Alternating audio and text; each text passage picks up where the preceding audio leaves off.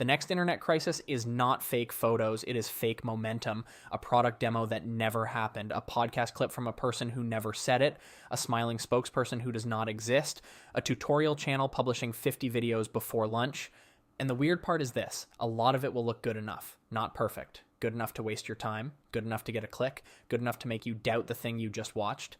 This is educational content. It is not career, legal, or financial advice. AI video is not just another creator tool. It is a supply shock for attention.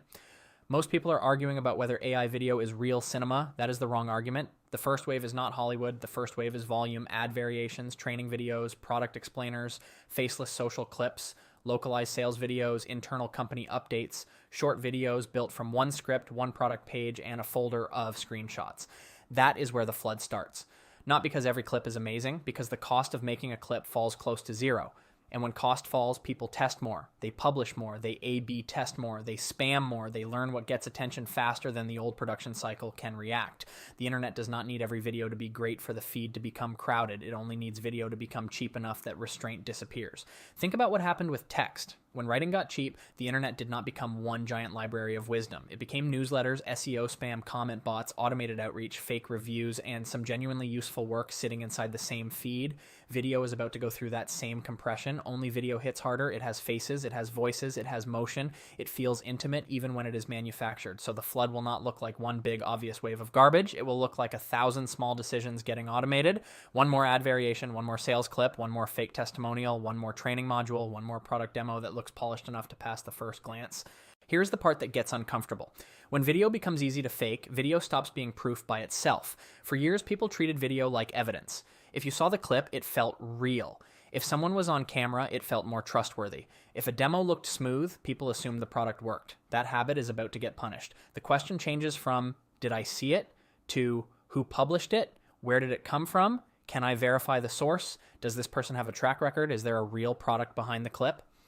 That is why trust becomes expensive. Not because audiences become smarter overnight, because audiences get burned. After enough fake demos, fake gurus, fake testimonials, and fake urgency, people start looking for signals that are harder to manufacture. Receipts, reputation, live proof, community memory, consistent taste. AI video will make distribution easier, but it will make belief harder. This changes the job of every serious publisher. If you are a brand, you will need provenance. If you are a creator, you will need consistency. If you are a teacher, you will need receipts. If you are a company, you will need a policy for synthetic media before the first mistake goes public. Because the public will not care that the tool made it easy. They will care that you published it. That is the accountability gap. AI can generate the clip.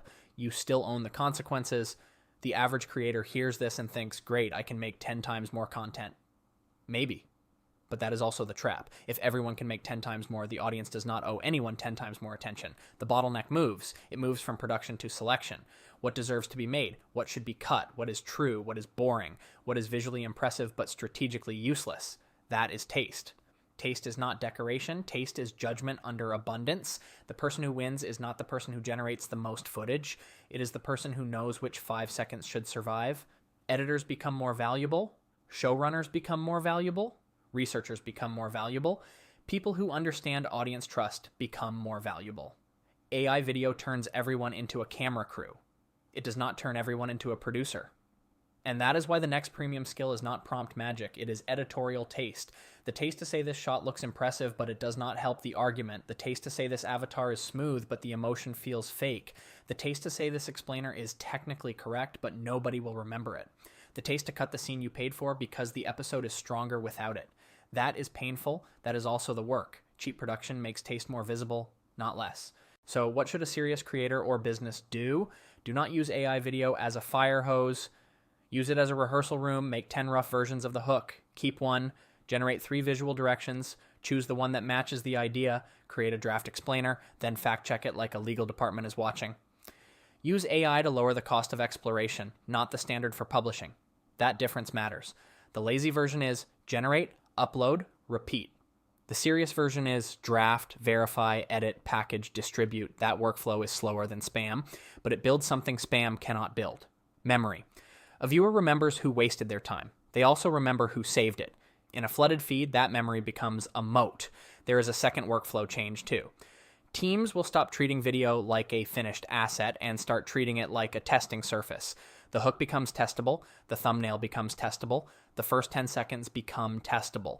The visual metaphor becomes testable. That can be powerful, but it can also make everything feel like a slot machine. If the only metric is attention, the machine will drag you toward louder, faster, faker, and more desperate. That is how brands lose their taste in public. The better metric is trust per minute.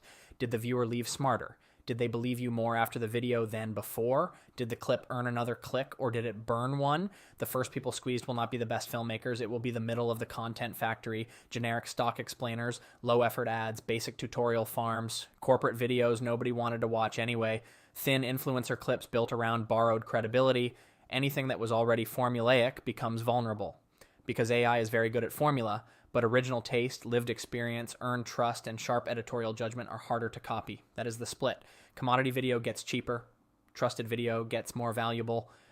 The floor drops, the ceiling rises, and the middle gets crowded.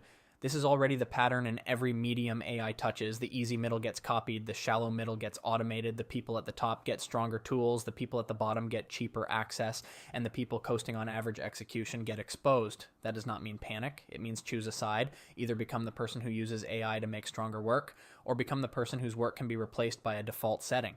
Here is the practical playbook. First, build a proof habit. Show sources, show process, show real constraints. Second, protect your voice. Do not let the tool sand everything into the same smooth corporate tone. Third, make fewer final pieces than drafts. The draft count can explode. The publish count should not. Fourth, treat editing as strategy. The cut is where trust is built. And fifth, make a promise your audience can remember. Not, I can generate videos. Everyone will be able to generate videos. The promise is, I know what is worth your attention. That is the whole game. One more rule. Do not outsource your point of view. Use AI for options. Use it for storyboards. Use it for rough cuts. Use it for alternate hooks. Use it for translation, formatting, cleanup, and speed. But the point of view has to come from somewhere real. Your experience, your taste, your customer, your research, your willingness to say something specific. The flood will be full of videos that sound confident and say nothing. Specificity is how you stand out. AI video will flood the internet, but the flood does not kill quality. It makes quality easier to spot. The winners will not be the people who upload the most. They will be the people the audience still believes after the feed gets weird. So yes, AI video is about to flood the internet, but the opportunity is not to become part of the flood. The opportunity is to become a filter people trust. Subscribe for more practical AI strategy, and I will see you in the next one.